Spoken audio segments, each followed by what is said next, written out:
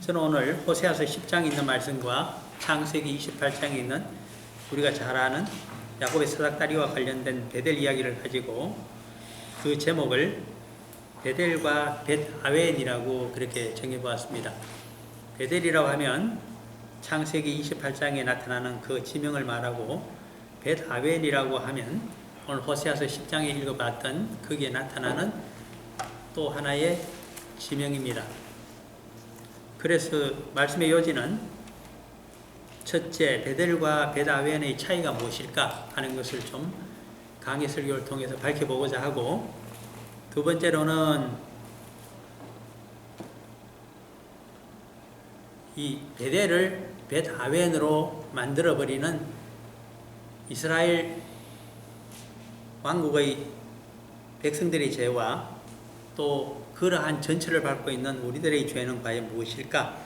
그런 것들을 조금 구체적으로 살펴보고자 합니다. 먼저 호세아서 10장 1절을 가서 강해 설교를 통해서 벳아웬과 베델의 의미를 조금 찾아보고자 합니다. 호세아서 10장 1절에 보면 이스라엘은 열매 맺는 무성한 포도나무라 이렇게 이야기를 합니다. 이스라엘은 포도나무다. 이렇게 여호와의 말씀을 받아서 호세아 선지자가 북쪽 이스라엘 왕국 백성들에게 지금 선포하고 있는 말씀입니다. 그런데 참으로 묘한 것은 호세아서 1장 1절을 보게 되면 호세아 선지자, 바로 이 소선지서 12권의 첫머리를 기록하고 있는 소선지서 가운데 가장 큰 분량입니다. 이 호세아서의 저자, 호세아 선지자가 언제적 사람인가를 이야기하는데 그것이 이렇게 기록이 되고 있습니다. 호세아서 1장 1절을 한번 보시면 우시아와 요담과 아하스와 히스기야가 이어 유다 왕이 된 시대를 먼저 이야기합니다. 호세아는 우리가 아는 대로 북쪽 이스라엘 왕국의 선지자입니다. 우리가 오늘 남한과 북한, 사우스 코리아와 노스 코리아를 이야기할 때 이 사람은 노스 이스라엘을 의미합니다. 그런데 우시아, 요담, 아하스, 히스기야 왕은 사우스 이스라엘의 왕들입니다.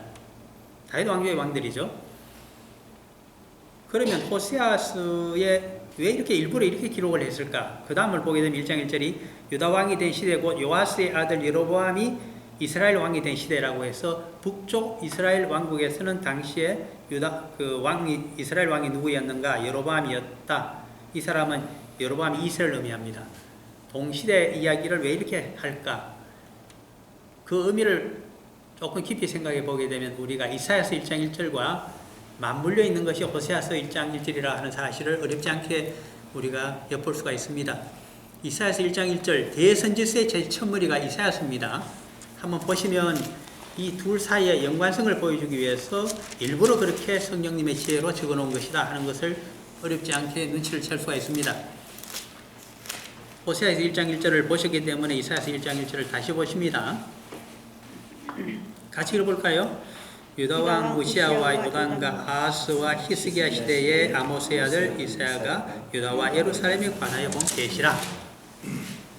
그래서 이제 압니다. 동시대 사람이었구나. 한쪽은 남조 유다 왕국의 사람이었고 선지자가 이사야였고 그가 대선지서 가장 첫머리를 적습니다. 소선지서 제일 첫머리는 똑같은 시대에 북쪽 이스라엘 왕국의 선지자였던 호세아가 적은 겁니다. 그래서 대선지서는 유다에 대한 것을 주로 적었고 소선지서는 북쪽 이스라엘 왕국에 대한 것을 주로 적기를 시작하고 있구나. 이렇게 이제 눈치를 챌 수가 있죠. 이렇게 두 선지서가 마주보고 있기 때문에 오늘 우리가 읽었는 바로 호세아서 10장 1절 말씀도 이사야서에서 그 대귀를 찾아서 같이 묵상을 해보는 것이 의미를 더 넓고 깊이 알 수 있는 하나의 방법이 됩니다. 이스라엘의 열매 맺는 무성한 포도나무가 바로 이스라엘이다. 열매 맺는 무성한 포도나무가 이스라엘이다. 이사야서에 가게 되면 똑같은 말씀이 나타납니다. 어디 있을까요? 그 유명한 이사야서 5장 7절 말씀입니다. 그래서 보셔야 됩니다.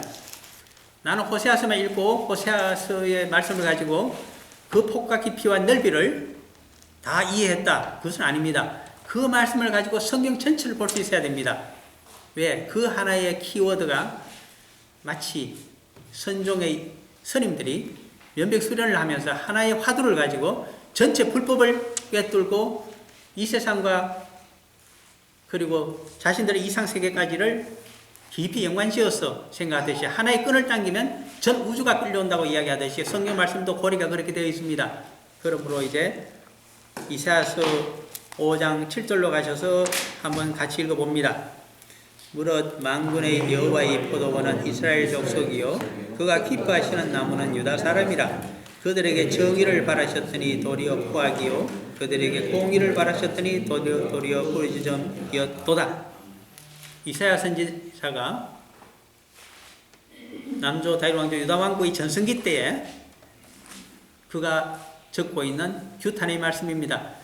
이 다윗 왕조 유다 왕국 왕족뿐만 아니라 그 백성들이 얼마나 영적으로 타락하였는지 여호와 하나님께서 정의를 바랐더니 포화국한 세상을 만들어 버렸고 하나님의 공의를 실천하려고 했더니 그 나라와 주변에서 약한 자와 이방 백성들이 부르짖는 소리에 여호와 하나님의 귀가 따갑다는 것입니다.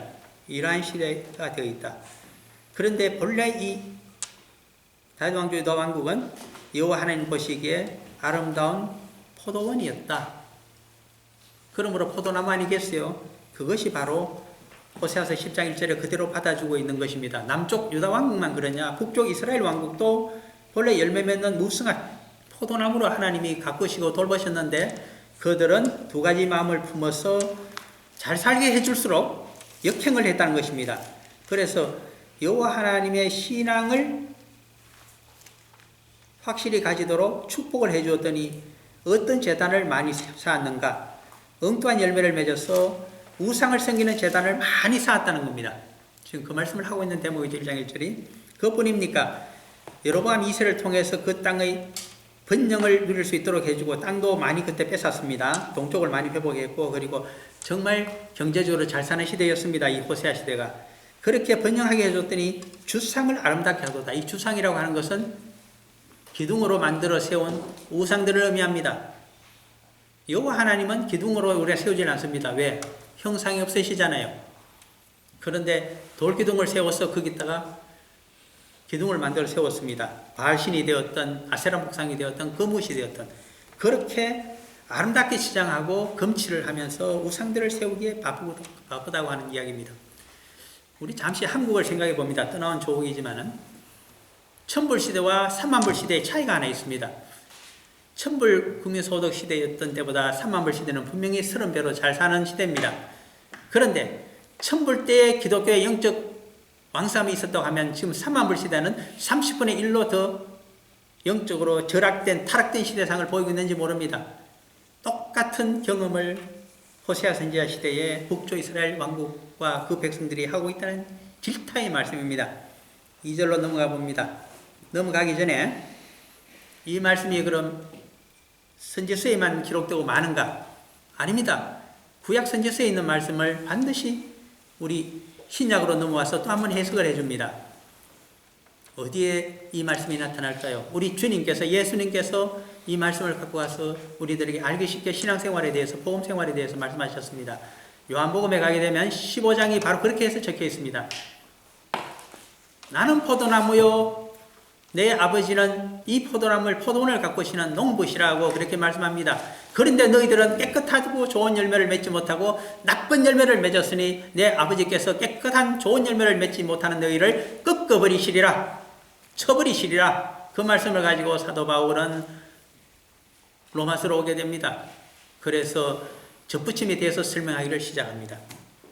그렇게 이 맥은 그냥 신약으로 복음으로 흘러 들어가고 있는 말씀입니다. 그뿐입니까? 예수님께서 살아생전에 공생애 때 마태복음 21장 2장쯤입니까? 거기서 말씀하셨습니다. 포도원 농부의 비유를 말씀하셨습니다.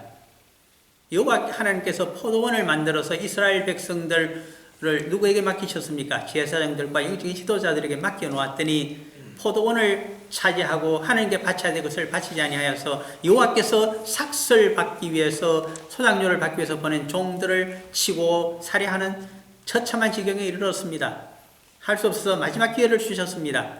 여호와 하나님의 아들을 이 세상에 보내셔서 내 아들은 존중하리라. 그의 말은 듣고 회개하리라고 했더니 그 아들을 쳐 죽임으로써 포도원을 영구히 자신들의 유대교 천하로 만들고자 한 자들이 아니냐고 하십니다. 그래서 너희들이 멸망을 하고 이 복음과 구원의 약속은 이방 땅으로 넘어가 버리겠다고 하는 말씀이 마태복음 21장인가 어디 가본 실려있는 말씀입니다. 한번 찾아보실까요? 마태복음 21장이 맞네요. 21장 33절에서 42, 3절까지의 말씀입니다. 그 내용으로 포도원 비유가 포도원 농부의 비유로 바뀌어서 나타나고 있습니다. 그러므로 성경 말씀을 보시면서 많이 읽으시기를 바랍니다. 주석에 있는 그것만 가지고도 안 됩니다. 그것은 주로 낱말의 해석에 주안점을 많이 주고 있고 대략적인 것에 불과합니다. 그러니까 창세기부터 요한계시록까지 읽으시고 이 말이 의미상 어떻게 연결이 되어서 우리의 복음서 가운데 어떤 결론을 맺고 있는가를 보시는 눈이, 영적인 눈이 열리시고 그러한 지식에서 우러나오는 놀라운 그리스도의 사랑에 우리 역분들이 다 되시기를 간절히 바라서 이 말씀을 드립니다. 어쨌든 2절입니다. 10장 2절입니다. 호세아서 본문 들어옵니다. 그들이 두 마음을 품었으니, 두 마음, 하나는 여호와를 사랑하는 마음입니다. 또 하나는 우상을 사랑하는 마음입니다.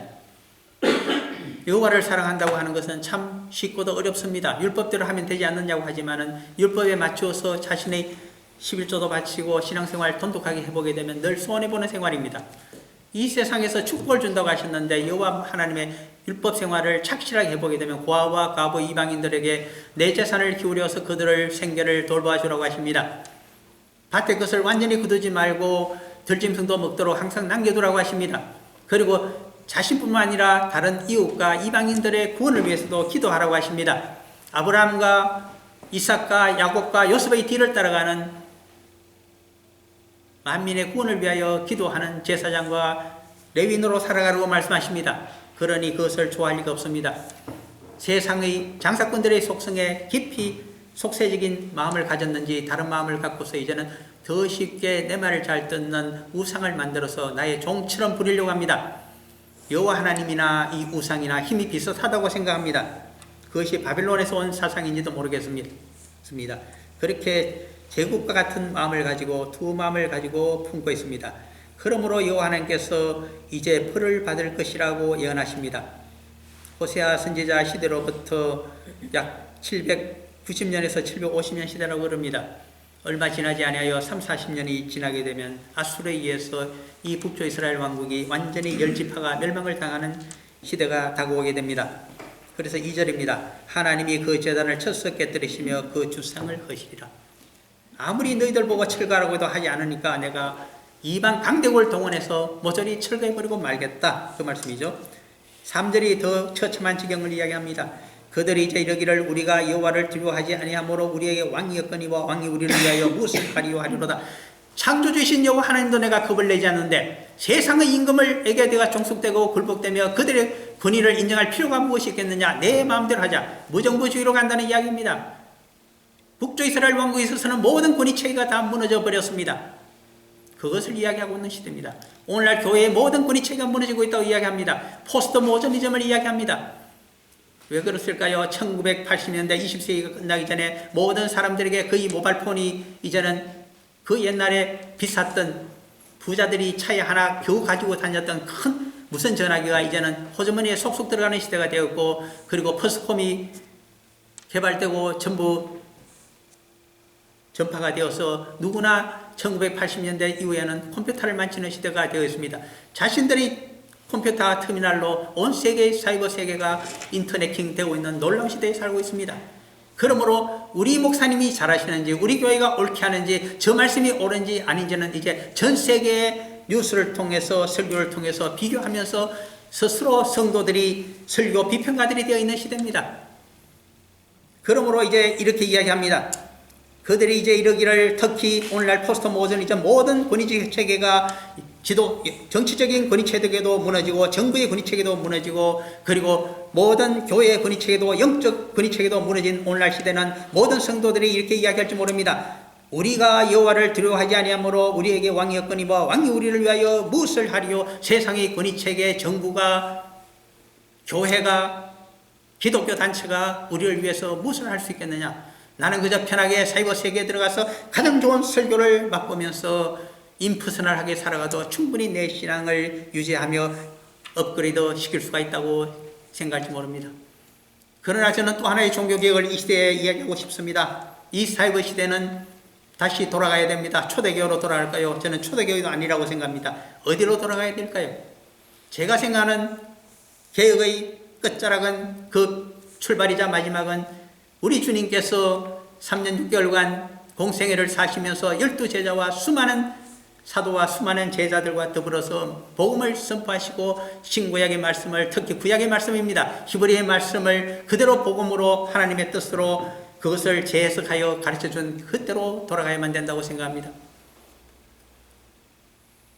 그러한 새로운 시대를 다시 생각하면서 우리 속에 성령님과 더불어 함께 자리를 하고 계시는 주님의 음성에, 그 말씀에, 그 생애에 귀를 기울이면서 이 말씀을 다시 보고 교회의 권위를 그렇게 주님께서 직접 인도하시는 목장으로 다시 세우는 은혜가 우리들에게, 우리 한국교회에, 우리 공동체에 있어야 된다고 하겠습니다. 그런 뜻으로 3절을 보시기 바랍니다.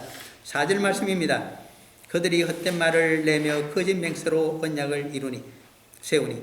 맹세라는 말이 나옵니다. 이것은 오늘 읽었던 창세기 28장 말씀과 전주어 볼 수 있는 말씀입니다.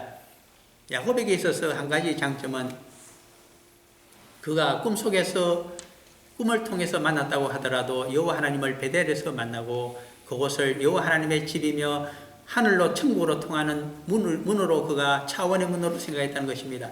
그래서 거기에 여호와 하나님께서 나를 무사히 아비 집으로 되돌아올 수 있도록 나를 이방 땅에서 나그네 길에서 내 인생길을 보호하시고 지켜주시고 아버지 집으로 인도해 주신다면 이곳에 여호와 하나님을 위해서 내가 잠자던 이 돌로 제단을 쌓고 전제를 바치고 그리고 11조를 드리는 삶을 신실하게 살아가겠다고 참으로 맹세를 한 자입니다.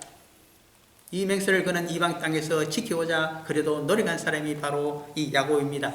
그래서 여호와 하나님께서 그 자신보다 훨씬 머리 회전이 빠른 라반을 물리치시고 그에게 복을 주시고 고향 땅으로 돌아올 수 있도록 인도하여 주신 것이 아닙니까? 그 결과 그를 몇 번이나 살려주시면서 야곱을 이스라엘로 만들어서 이스라엘 자손이 야곱의 그 신앙처럼 야곱이 이스라엘로 되는 그러한 새로운 인생으로 신앙생활인으로 살아가도록 모범을 보여준 것이 바로 그 대목이 되겠습니다. 그러므로 옛날에는 야곱 이스라엘 백성들의 조상이 그렇게 해서 여호와 신앙을 회복했는데 그들의 후손인 북쪽 이스라엘 왕국의 백성들은 거짓 맹세를 밥 먹듯이 하고 있다는 것입니다. 입만 떨어지면 숨쉬는 것 말 한마디가 전부 거짓이라고 그들이 서로 질타하고 있습니다. 도대체 신뢰성이 없습니다. 여호와 신앙도 거짓인 것 같습니다. 신앙 고백조차 거짓인 것 같습니다. 여호와 하나님께 바치는, 이것은 이사야의 말입니다. 재물조차 가장 깨끗하고 좋은 것을 정성껏 바치라고 했는데 어디 가서 쓸데없는 것, 눈 빠진 것, 흠 있는 것, 그런 것들을 갖다 바치고 있습니다. 해방 후에 자식이 많은 집에 여호와 하나님을 잘 섬기겠다고 우리 집에서 참 목사가 나기를 원합니다 라고 많이들 서원 기도한 집안들이 있습니다. 그런데 똑똑한 아들은 좋은 명문대학 스카이대학에 보내고 제일 공부 못하고 좀 어려운 그 아이를 골라서 너는 신학대학 가보라 라고 그렇게 말한 적도 많습니다. 무엇을 이야기하고 있을까요? 하나님께서 그거 보시지 않겠습니까? 그러므로 가장 너에게 최선의 것, 가장 좋은 것, 너의 아들이라도 내게, 너의 대를 이을 아들이라도 나를 위해서 바칠 수 있겠느냐를 묻고 계시는 여호와 하나님이 창세기 아브라함의 하나님이시라는 사실을 우리가 다시 한번 기억해야 되겠습니다. 4절 그들이 헛된 말을 내며 거짓 맹세로 언약을 세우니 그 재판이 바디랑이 되는 독초 같으리로다. 우리가 독약을 마시듯이 여호와의 심판의 말씀이 그렇게 쓰게 우리에게 다가오고 우리의 목숨을 끊어버린다는 것입니다. 이스라엘의 최후의 모습이 그렇지 않습니까? 5절입니다. 이제 오늘 본래 하고자 했는 용어가 여기 5절에 나타납니다. 사마리아 주민이 벳아웬의 송아지로 말미암아 두려워할 것이라. 벳아웬의 송아지. 사마리아 주민은 북쪽 이스라엘 왕국의 백성들을 의미합니다. 우리가 역사서를 보게 되면 열왕기하 17장에서 북쪽 이스라엘 왕국이 호세 왕 시대에 멸망을 당합니다. 아수르 황제의 군대에 의해서 당하게 되죠. 그때 왜 멸망을 당했는지를 열왕기하 17장에서 설명을 해줍니다.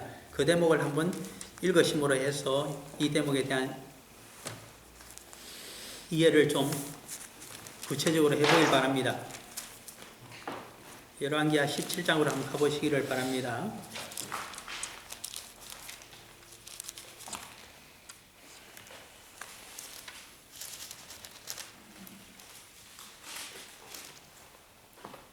(21절에서부터) (23절까지를) 한번 보시겠습니다.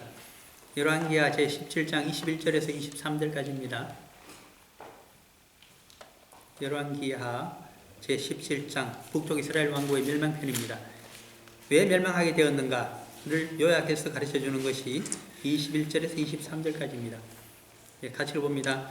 이스라엘을 다윗의 집에서 찢어 나누심에 그들이 느바스의 아들 여로보암을 왕으로 삼았더니 여로보암이 이스라엘을 몰아 여호와를 떠나고 큰 죄를 범하게 하며 이스라엘 자손이 여로보암이 행한 모든 죄를 따라 행하여 거기서 떠나지 아니하므로 여호와께서 그의 종 모든 선지자를 통하여 하신 말씀대로 드디어 이스라엘을 그 앞에서 내쫓으신지라.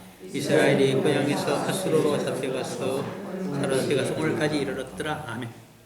딱 한 가지 죄를 지적하고 있습니다. 가장 중요한 죄입니다. 그것이 바로 여로보암 1세는 에브라임 지파였습니다. 주전 930년에 이스라엘 12지파 가운데 10지파를 갈라서 북쪽 이스라엘 왕국이 세겜 땅에 승립이 되었을 때 그때 초대 왕이 여로보암 1세입니다. 호세아서 선지자는 지금 여로보암 2세 시대를 이야기하고 있습니다. 1세와 2세입니다. 그런데 전혀 두 시대에 변하지 않는 것이 있습니다. 면면하게 그대로 흘러오는 우상숭배 정책이 하나 있습니다. 그것이 무엇일까요? 금송아지를 여로보암 1세가 세웠습니다. 두 군데에 세웠습니다. 그것은 열왕기상 12장에 가서 보시면 그대로 나타납니다. 나중에 집에 가셔서 천천히 읽어보시기 바랍니다. 세운 목적은 그렇습니다. 이유가 있지 않겠습니까? 그 출애굽기 32장에서 여호와께서 그렇게 질타를 하셨던 아론이 세웠는 이것이 출애굽의 신 여호와라고 하면서 금송아지를 세워서 만들었더니 여호와께서 전멸을 시켜버리고자 하셨습니다. 이스라엘 출애굽한 백성을. 똑같은 죄를 곱빼기로 지은 것이 북쪽 이스라엘 왕국의 초대 왕이었던 여로보암 1세였습니다. 왜 그랬을까요? 나라는 분리되고 북왕국이 승립되었는데 절기 때가 되면 모든 백성들이 종교심이 있는지라 남부 여대로 어디로 갑니까? 예루살렘에 가서 명절을 지내고자 합니다. 그것을 분리 독립이라고 설명할 수가 있을까요? 정치적으로는 어림도 없습니다. 그래서 어떻게 합니까? 용단을 내립니다. 자기 딴에는 용단을 내립니다. 금송아지 2개를 만들어서 하나는 본래는 베냐민 땅이었는데 베냐민은 그때 남조 다윗 왕조 유다 왕국에 속합니다. 그 땅 중에 북쪽을 일부 뺏었습니다. 에브라임 지파가. 그것이 바로 베델 지방입니다. 예루살렘에서 약 19km 북방 지점입니다. 그것이 국경 남쪽 도시였습니다. 거기에다가 금송아지를 하나 세웠습니다. 하나는 저기 북쪽에 제일 국경 도시에 세웠습니다. 그것이 단이었습니다.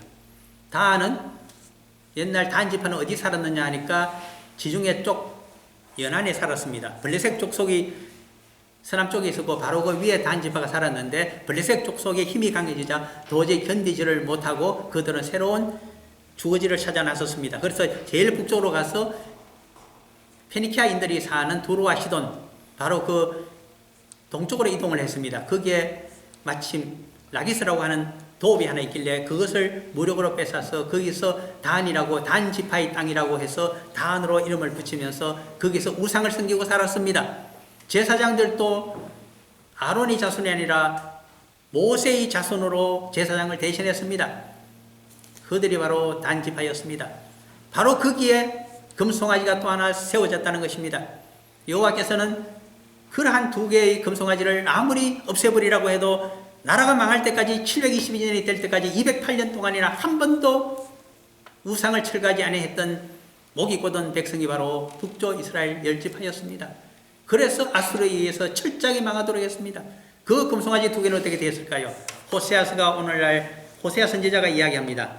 그 송아지는 6절입니다. 아수르로 옮겨다가 예물로 야곱 야레왕에게 드리니 이것은 결국 아수로 제국의 황제가 가지고 가서 그것을 예물로 받아서 녹여서 자기들이 금을 사용했다는 뜻입니다. 그 다음에 아론의 자손이 아니라 모든 전통과 여호와 하나님의 말씀을 어기고 모세의 자손으로 하여금 제사장들로 삼았다고 하는 사실을 다시 지적하고 있는 것이 호세아서 10장 5절 후반에 있는 말씀입니다. 한번 다시 볼까요? 그 백성이 슬퍼하며 그것을 기뻐하던 제사장들도 금송아지를 기뻐하던 아론의 자손이 아니라 제사장이 될 권리와 능력이 없는 모세의 자손, 같은 레위인이라고 하더라도 그들은 될 수가 없습니다. 그들을 함부로 제사장으로 세워서 단지파가 그렇게 했다는 것입니다. 그리고 여로보암 1세는 어떻게 했을까요? 모든 레위인들로 하여금 제사장으로 삼으려 했더니 레위인들이 전부 탈북을 하고 말았습니다. 남쪽으로 도망을 가버리고 말았습니다. 그래서 아무 지파의 백성이나 제사장으로 삼아서 금송아지 우상을 섬기도록 한 것이 북조 이스라엘 왕국의 죄였습니다. 그러므로 그 제사장들도 슬퍼하리니 이는 그의 영광이 떠나갔습니다. 잘못된 여호와의 말씀을 어기게 되면 처음에는 잘 되는 것 같지만 나중은 이와 같이 된다는 말씀입니다. 아론의 자손으로 하여금 반드시 제사장으로 세운다. 어디 있는 말씀입니까? 창세기 28장 1절에 있는 말씀입니다. 아론과 그의 네 아들은 내 앞으로 나오라. 그들로 하여금 제사장을 세우리라. 여호와의 말씀입니다. 나중에 가서는 또 열왕기 상으로 가게 되면 솔로몬 시대에는 누구의 자손만 가게 됩니까? 아론의 자손 가운데도 사독의 후손들만이 대제사장이 됩니다. 그것을 어겼기 때문에 하스모니안 시대 주전 152년부터 142년입니까? 한 80년 동안 다스릴 동안에 나라가 국론이 분열되었습니다. 그게 순종하여서 종교적인 권력만 차지한다고 한 사람들이 사두개인들입니다.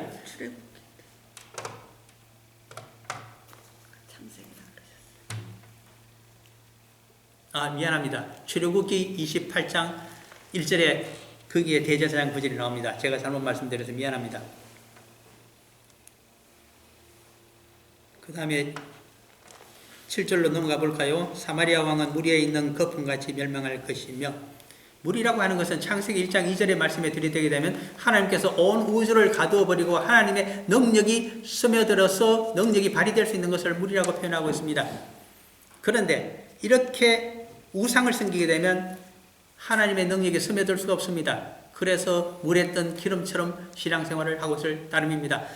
물 위에 떠 있기 때문에 그 물이 움직임에 따라서 기름 역시 움직입니다. 그러나 절대로 스며들지를 못합니다. 끝내 자기 고집대로 여호와 하나님의 뜻과 말씀의 뜻에 자신을 굴복시키는 것이 아니라 자신의 뜻에 여호와 하나님의 말씀을 맞추어버리는 그런 기름과 같은 삶을 살게 된다는 것이 부유하는 신앙생활을 의미하는 것이 7절이라고 보겠습니다.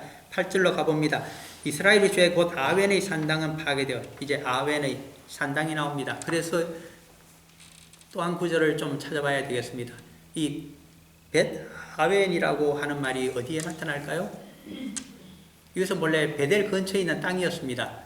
옛날에는 베냐민 지파에게 기업으로 준 것입니다. 그러므로 여호수아서로 넘어가셔서 기업으로 준 여호수아서 한 18장입니까? 거기를 좀 살펴보셔야 됩니다. 그 의미를 확실히 알기 위해서는 여호수아서 18장에 가셔서 11절부터 나타나는 베냐민 자손의 기업을 좀 보시겠습니다. 거기에 12절과 13절입니다. 두 절만 보겠습니다. 여호수아 18장 12절과 13절입니다. 제가 읽어드리겠습니다. 천천히 찾아보십시오. 그들이 북방 경계는 요단에서부터 여리고 북쪽으로 올라가서 서쪽 산지를 넘어서 또 올라가서 벳 아웬 황무지에 이르며, 이 말은 베냐민 지파가 얻게 되는 기업의 제일 북쪽에 벳 아웬이라고 하는 황무지가 있다는 뜻입니다. 그 다음 또 설명합니다. 13절에서 또 그 경계가 거기로부터 루스로 나아가서 루스 남쪽에 일어나니, 루스는 창세기 28장에서 이미 얘기했습니다. 하나님의 집이란 뜻으로 벳엘이라고 했더니 그 옛날 이름이 루스더라. LUZ라고 표현합니다. Z를 S 발음을 하기 때문에 루스가 되겠습니다. 그 뜻은 아몬드 추리라는 뜻입니다. 아몬드 너트나무가 있는 그 곳이 루스라는 뜻이고 거기가 나중에 베델이라는 지명으로 개칭이 됩니다.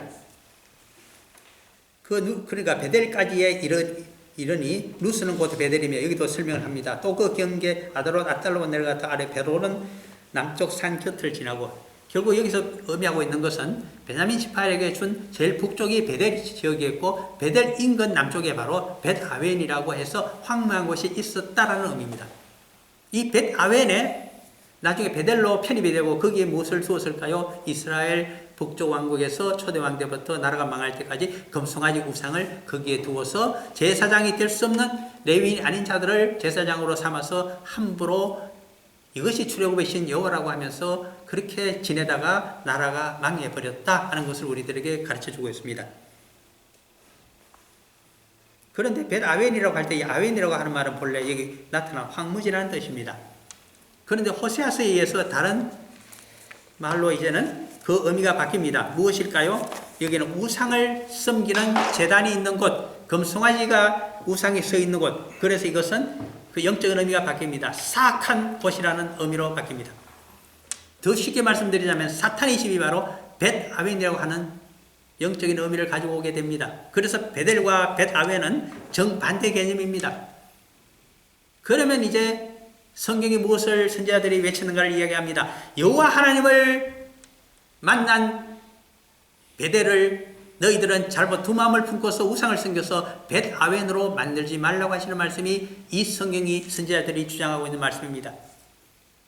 베델이 하나님을 메시지 아니하고 야곱은 야복강을 건너오고 그의 숙적이었던 에스를 물러가게 여호와께서 물리쳐 주었더니 요단강을 건너와서 남쪽으로 아버지 하나님 집으로 찾아가면서 그 남쪽에 바로 있는 베델로 찾아가서 서원을 지키지를 않습니다. 거꾸로 북쪽으로 올라갑니다. 그래서 가나안 땅 가장 당시에 화려했던 세겜으로 가서 제멋대로 제단을 쌓아놓고 살다가 엘렐로의 이스라엘입니까? 여호와 하나님은 나만을 위하는 신이기 때문에 내가 사는 곳에 여기다가 아무데나 제단을 쌓아도 나에게 축복만을 주실 따름이다. 그렇게 교만해졌습니다.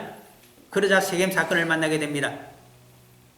가장 사랑하는 딸 딥나가 처참한 지경이 되고 그의 둘째 셋째 아들이 작당을 하고 가서 할례를 받고 포경수술을 하고 끙끙대고 있는 그 세겜의 바로 당시 이스라엘 지역의 가장 지배 족속입니다. 그 족속의 남자들을 들이치고 그 잘 사는 부족의 여자들과 부녀자들과 재산을 전부 전리품으로 나머지 형제들을 데려가서 갖고 오지 않습니까? 그것을 보고서 야곱이 여호와 하나님께 매어달립니다. 살려주십시오. 헷 족속은 쳤지만은 그 인근에 있는 다른 가나안 족속들이 우리를 치게 되면 힘이 약한 나는 멸망을 당할 수밖에 없으니 부디 목숨을 살려달라고 합니다. 그래서 어디로 여호와께서 처방을 내십니까? 본래의 약속을 지켜라. 서원을 지켜라. 베델로 나말을 하라. 그래서 모든 우상을 파묻고 베델로 가서 여호와 하나님께 항복을 합니다. 그랬더니 야곱을 이스라엘로 만들어 주겠다고 약속한 대로 내가 이제는 축복을 주마. 왜? 본래 벳아웬이 아니라 베델로 돌아왔기 때문에 신앙의 회복입니다. 거기서 다시 이스라엘로 되는 축복을 받고 그때부터 그는 융성하여 세겜을 치고 이스라엘을 다스리게 되는 대족장으로 우뚝 서는 모습을 우리들에게 보여주고 있습니다. 신앙이란 것이 무엇을 이야기할까요? 베델을 벳아웬으로 잘못 숨기고 사는 너희들은 다시 베델로 회복하라. 그것이 우리에게 주어 있는 말씀입니다. 나는 과연 여호와를 섬기는 서원대로 서원을 지키는 삶을 신앙생활을 하고 있는 자입니까? 아니면 나의 사익을 위해서 여호와 신앙을 내 포켓에 넣고서 거기서 나오는 모든 것들을 내 멋대로 권위와 재물을 내 멋대로 착취하면서 약탈하면서 살아가는, 그러면서 사탄적인 방법으로 살아가는, 속세적으로 이익을 위해서 살아가는 벳아웬을 내가 만들어 놓고 있는 것이 아닌지를 우리 신앙생활을 점검해 보는 시간이 되시기를 바랍니다. 벳아웬을 섬기고 살게 되면 이스라엘 왕국이 아수르에 의해서 망한 것처럼 망하고 말 것입니다. 다시는 회복되지를 못합니다. 그러나 벳아웬으로 산다고 하더라도 우리를 살려주십시오. 우리 속에 있는 모든 우상과 이 두 마음을 없애버리고 여호와 하나님의 종으로 철저하게 신실하게 살아가겠습니다. 다시 서원하고 회개하는 자들에게는 반드시 우리 주 예수 그리스도의 십자가의 은혜가 임하게 되고 우리를 다시 의인으로 삼아주시며 우리를 남은 인생을 끝없는 삶으로 살아가게 하는 은혜가 풍성히 임할 것입니다. 그 은혜 가운데 저도 우리 공동체 또 우리 모든 교회 성도들도 우리 한국 백성들도 다시 들어가서 우리가 복음 안에서 통일도 이루며 온 세상에 복음을 전파하는 놀라운 민족이 되는 은혜가 임하기를 간절히 소원하면서 이 말씀을 드렸습니다. 잠깐 기도하고 마칩니다. 사랑하는 아버지 하나님, 우리가 야곱이 눈을 떠서 베델의 하나님을 바라보았습니다. 그 놀라운 광경을 보면서 첫사랑을 가지고 우리가 남은 인생을 이렇게 여호와의 종으로 살아가겠다고 서원하며 맹세했던 저희들입니다.